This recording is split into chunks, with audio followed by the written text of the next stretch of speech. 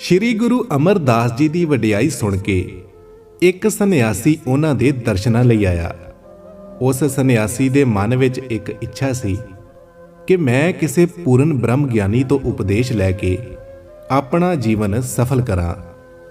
ਜਦੋਂ ਸੰਨਿਆਸੀ ਗੁਰੂ ਜੀ ਦੇ ਦਰਬਾਰ ਵਿਖੇ ਪਹੁੰਚਿਆ ਤਾਂ ਉਸਨੇ ਸੇਵਕਾਂ ਦੇ ਸਾਹਮਣੇ ਗੁਰੂ ਜੀ ਨੂੰ ਕੁਝ ਭੇਂਟ ਦੇਣ ਦੀ ਇੱਛਾ ਜ਼ਾਹਿਰ ਕੀਤੀ।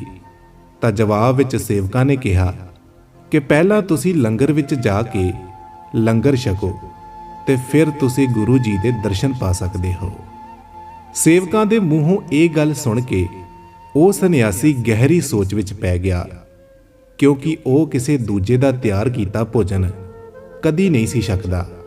ਤੇ ਉਹ ਸੇਵਕਾਂ ਨੂੰ ਬੇਨਤੀ ਕਰਨ ਲੱਗਾ ਕਿ ਮੈਨੂੰ ਤੁਸੀਂ ਭੋਜਨ ਦੀ ਰਸਦ ਦੇ ਦਿਓ, ਕਿਉਂਕਿ ਮੈਂ ਕਿਸੇ ਦੂਜੇ ਦੇ ਹੱਥਾਂ ਦਾ ਬਣਾਇਆ ਹੋਇਆ ਭੋਜਨ ਕਦੀ ਨਹੀਂ ਛਕਦਾ ਹਾਂ। ਸੇਵਕਾਂ ਨੇ ਇਸ ਗੱਲ ਦੀ ਚਰਚਾ ਗੁਰੂ ਜੀ ਪਾਸ ਕੀਤੀ ਤਾਂ ਗੁਰੂ ਜੀ ਨੇ ਕਿਹਾ ਕਿ ਠੀਕ ਹੈ, ਤੁਸੀਂ ਉਸ ਨੂੰ ਭੋਜਨ ਦੀ ਰਸਦ ਹੀ ਦੇ ਦਿਓ। ਸੇਵਕਾਂ ਨੇ ਗੁਰੂ ਜੀ ਦੀ ਆਗਿਆ ਅਨੁਸਾਰ ਅਜਿਹਾ ਹੀ ਕੀਤਾ ਕਿ ਭੋਜਨ ਦੀ ਰਸਦ ਸੰਨਿਆਸੀ ਨੂੰ ਦੇ ਦਿੱਤੀ।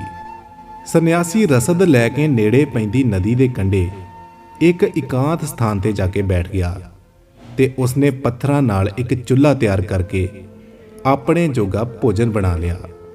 ਭੋਜਨ ਛਕਣ ਤੋਂ ਬਾਅਦ ਜਦੋਂ ਉਹ ਗੁਰੂ ਜੀ ਦੇ ਸਾਹਮਣੇ ਪਹੁੰਚਿਆ ਤਾਂ ਗੁਰੂ ਜੀ ਨੇ ਮੁਸਕਰਾਉਂਦਿਆਂ ਹੋਇਆਂ ਕਿਹਾ ਕਿ ਅੱਜ ਅਸੀਂ ਇੱਕ ਅਜਿਹੇ ਸਾਧੂ ਨੂੰ ਵੇਖਿਆ ਹੈ ਜਿਨੇ ਕੜਵੇ ਥਕੇਵੇਂ ਨਾਲ ਪਹਿਲਾਂ ਭੋਜਨ ਤਿਆਰ ਕੀਤਾ ਤੇ ਫਿਰ ਉਸ ਪਵਿੱਤਰ ਭੋਜਨ ਨੂੰ ਗੰਦੇ ਚਮੜੇ ਦੀ ਥੈਲੀ ਵਿੱਚ ਪਾ ਦਿੱਤਾ ਹੈ। ਤਾਂ ਗੁਰੂ ਜੀ ਦਾ ਇਹ ਵਿਅੰਗ ਸੰਨਿਆਸੀ ਸਮਝਿਆ ਨਹੀਂ ਤੇ ਉਹ ਆਖਣ ਲੱਗਾ ਕਿ ਅਜਿਹਾ ਕਿਹੜਾ ਮੂਰਖ ਹੈ ਜਿਸ ਨੇ ਇਸ ਤਰ੍ਹਾਂ ਦਾ ਘੋਰ ਦੋਸ਼ ਕੀਤਾ ਹੈ। ਤਾਂ ਗੁਰੂ ਜੀ ਨੇ ਕਿਹਾ ਕਿ ਉਹ ਆਦਮੀ ਮੇਰੇ ਸਾਹਮਣੇ ਹੀ ਖੜਾ ਹੈ। ਤਾਂ ਗੁਰੂ ਜੀ ਦੇ ਮੂੰਹੋਂ ਇਹ ਗੱਲ ਸੁਣ ਕੇ ਸੰਨਿਆਸੀ ਬੌਖਲਾ ਗਿਆ ਤੇ ਆਖਣ ਲੱਗਾ ਕਿ ਗੁਰੂ ਜੀ, ਉਹ ਕੋਈ ਹੋਰ ਹੋਵੇਗਾ, ਮੈਂ ਤਾਂ ਪਵਿੱਤਰਤਾ ਦਾ ਅਖੀਰ ਸੀਮਾ ਤੱਕ ਧਿਆਨ ਰੱਖਦਾ ਹਾਂ ਤੇ ਉਦੋਂ ਤੱਕ ਭੋਜਨ ਨਹੀਂ ਕਰਦਾ ਜਦੋਂ ਤੱਕ ਮੈਨੂੰ ਵਿਸ਼ਵਾਸ ਨਾ ਹੋ ਜਾਵੇ ਕਿ ਭੋਜਨ ਪੂਰਨ ਪਵਿੱਤਰ ਹੈ। ਤਾਂ ਗੁਰੂ ਜੀ ਨੇ ਮੁਸਕਰਾ ਕੇ ਫਿਰ ਤੋਂ ਉਸ ਸੰਨਿਆਸੀ ਨੂੰ ਸਮਝਾਉਣ ਦੀ ਕੋਸ਼ਿਸ਼ ਕੀਤੀ ਕਿ ਅਸੀਂ ਇਹ ਨਹੀਂ ਕਿਹਾ ਕਿ ਤੇਰਾ ਭੋਜਨ ਅਪਵਿੱਤਰ ਹੈ, ਬਲਕਿ ਅਸੀਂ ਤਾਂ ਇਹ ਕਹਿ ਰਹੇ ਹਾਂ ਕਿ ਤੂੰ ਪਹਿਲਾਂ ਬੜੀ ਮਿਹਨਤ ਕਰਕੇ ਪਵਿੱਤਰ ਭੋਜਨ ਬਣਾਇਆ ਤੇ ਫਿਰ ਉਸ ਪਵਿੱਤਰ ਭੋਜਨ ਨੂੰ ਆਪਣੇ ਚਮੜੇ ਦੀ ਗੰਦੀ ਥੈਲੀ ਵਿੱਚ ਪਾ ਦਿੱਤਾ। ਤਾਂ ਗੁਰੂ ਜੀ ਦੇ ਮੂੰਹੋਂ ਇਹ ਸ਼ਬਦ ਸੁਣ ਕੇ ਸੰਨਿਆਸੀ ਨੂੰ ਫਿਰ ਠੋਕਰ ਲੱਗੀ ਤੇ ਉਹ ਬੋਲਿਆ ਕਿ ਗੁਰੂ ਜੀ, ਮੈਂ ਸਮਝਿਆ ਨਹੀਂ ਕਿ ਤੁਸੀਂ ਕੀ ਕਹਿ ਰਹੇ ਹੋ। ਤਾਂ ਗੁਰੂ ਜੀ ਨੇ ਕਿਹਾ ਕਿ ਦੇਖ ਭਾਈ, ਕਿ ਸਾਡਾ ਇਹ ਸਰੀਰ ਇੱਕ ਗੰਦੇ ਚਮੜੇ ਦੀ ਥੈਲੀ ਹੀ ਹੈ। ਇਸ ਵਿੱਚ ਪਵਿੱਤਰ ਅਨਾਜ ਜਾਂ ਪਾਣੀ ਪਾਉਂਦੇ ਹੀ ਉਹ ਅਨਾਜ ਮਲ ਮੂਤਰ ਵਿੱਚ ਪਰਿਵਰਤਿਤ ਹੋ ਜਾਂਦਾ ਹੈ। ਜੇਕਰ ਅਪਵਿੱਤਰਤਾ ਦੀ ਗੱਲ ਕੀਤੀ ਜਾਵੇ ਤਾਂ ਇਨਸਾਨ ਵਿੱਚ ਹਮੇਸ਼ਾ ਹੀ ਅਪਵਿੱਤਰਤਾ ਰਹਿੰਦੀ ਹੈ। ਬਾਹਰੀ ਸ਼ੁੱਧਤਾ ਕੇਵਲ ਓਨੀ ਹੀ ਹੋਣੀ ਚਾਹੀਦੀ ਹੈ ਕਿ ਜਿਸ ਵਿੱਚ ਕੀਟਾਣੂ ਆਦਿ ਦਾ ਬਚਾਅ ਹੋ ਸਕੇ। ਲੋੜ ਨਾਲੋਂ ਜ਼ਿਆਦਾ ਸ਼ੁੱਧਤਾ ਦਿਖਾਉਣਾ ਪਖੰਡ ਦਾ ਕਾਰਨ ਬਣਦਾ ਹੈ।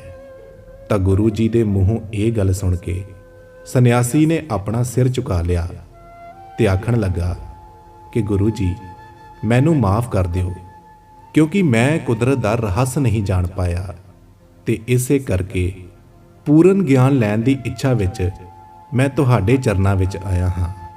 ਤਾਂ ਗੁਰੂ ਜੀ ਨੇ ਕਿਹਾ ਕਿ ਜਦੋਂ ਲੰਗਰ ਵਿੱਚ ਸਾਰੇ ਸਮਾਜ ਦੀ ਸਿਹਤ ਦਾ ਧਿਆਨ ਰੱਖ ਕੇ ਭੋਜਨ ਤਿਆਰ ਕੀਤਾ ਜਾਂਦਾ ਹੈ ਤੇ ਸਾਰੇ ਵਰਗ ਦੇ ਲੋਕ ਉਸ ਨੂੰ ਆ ਕੇ ਛਕਦੇ ਹਨ, ਤਾਂ ਤੁਸੀਂ ਉੱਥੇ ਭੋਜਨ ਕਰਨ ਤੋਂ ਕਿਉਂ ਮਨਾਹੀ ਕਰਦੇ ਹੋ। ਤਾਂ ਸੰਨਿਆਸੀ ਨੂੰ ਹੁਣ ਆਪਣੀ ਰੂੜੀਵਾਦੀ ਵਿਚਾਰਧਾਰਾ, ਖੋਖਲੀ ਦ੍ਰਿਸ਼ਟੀਮਾਨ ਮਹਿਸੂਸ ਹੋ ਰਹੀ ਸੀ ਤੇ ਉਸਨੇ ਗੁਰੂ ਜੀ ਵੱਲੋਂ ਫਿਰ ਮਾਫੀ ਮੰਗੀ ਤੇ ਬੇਨਤੀ ਕੀਤੀ ਕਿ ਗੁਰੂ ਜੀ, ਮੈਨੂੰ ਗਿਆਨ ਦਿਓ।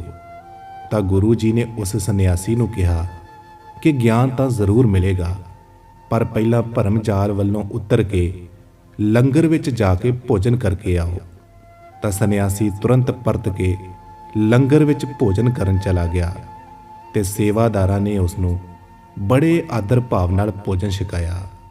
ਸੰਨਿਆਸੀ ਨੇ ਭੋਜਨ ਕਰਦੇ ਸਮੇਂ ਭੋਜਨ ਵਿੱਚ ਅਦਭੁਤ ਸਵਾਦ ਪਾਇਆ। ਉਸਨੇ ਆਪਣੇ ਜੀਵਨ ਵਿੱਚ ਪਹਿਲੀ ਵਾਰ ਇੰਨਾ ਸਵਾਦਿਸ਼ਟ ਭੋਜਨ ਕੀਤਾ ਸੀ, ਜਿਸ ਕਾਰਨ ਉਹ ਭੋਜਨ ਛਕ ਕੇ ਆਨੰਦਿਤ ਹੋ ਗਿਆ। ਭੋਜਨ ਛਕ ਕੇ ਜਦੋਂ ਉਹ ਸੰਨਿਆਸੀ ਫੇਰ ਗੁਰੂ ਜੀ ਦੇ ਸਾਹਮਣੇ ਮੌਜੂਦ ਹੋਇਆ ਤਾਂ ਉਸ ਦੇ ਜੀਵਨ ਵਿੱਚ ਕ੍ਰਾਂਤੀ ਆ ਗਈ ਸੀ। ਸਤਨਾਮ ਸ਼੍ਰੀ ਵਾਹਿਗੁਰੂ।